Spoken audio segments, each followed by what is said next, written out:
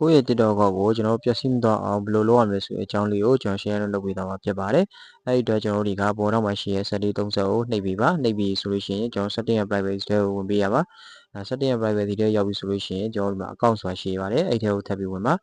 account ဆိုတာဝင်ပြီးဆိုရင်ကျွန်တော်တို့ဒီက account information တွေကိုထပ်ပြီးတော့တစ်ချက်ဝင်ပေးပါဒီနေရာမှာဆိုလို့ရှိရင်ကျွန်တော် account ဝင်ခဲ့တဲ့ဖုန်းနံပါတ်တွေ Gmail တွေကကျွန်တော်တို့ဒီမမြင်ရဘူးပေါ့နော်နောက်ဆုံးစလုံးလေးပဲကျွန်တော်မြင်တွေ့ရတယ်အဲ့ဒါကျွန်တော်အပြင်ကိုတစ်ချက်ပြန်ထွက်မယ်ထွက်ပြီးလို့ရှိရင်ကျွန်တော်တို့ဒီကဒီနေရာမှာ security permission ဆိုတာရှိပါတယ်အဲ့ဒီထဲကိုကျွန်တော်တစ်ချက်ဝင်လိုက်ပါမယ်နော်ဝင်ပြီဆိုလို့ရှိရင်ကျွန်တော်တို့ဒီနေရာမှာကဒီအောက်ဆုံးမှာပေါ့နော် browser setting ဆိုတာရှိပါတယ်အဲ့ဒီထဲမှာဝင်ပြီဆိုလို့ရှိရင်ကျွန်တော်တို့ contact information ဆိုတဲ့နေရာမှာကျွန်တော်တို့ Gmail နဲ့ဖုန်းနံပါတ်တွေကိုကျွန်တော်တို့အပြည့်စုံကျွန်တော်တို့ပြပေးထားပြီပေါ့နော်ကျွန်တော်ဒါလေးတွေမှတ်ထားပေးဖို့လိုပါတယ်အဲ့ဒီကောင်မှတ်ပြီးရင်ကျွန်တော်တို့ဒီမှာ save login info ဆိုတာရှိပါတယ်ပေါ့နော်အဲ့ကောင်ကိုကျွန်တော်ဖွင့်ပေးထားမယ်ဆိုရင်ကျွန်တော်နောက်တစ်ခါ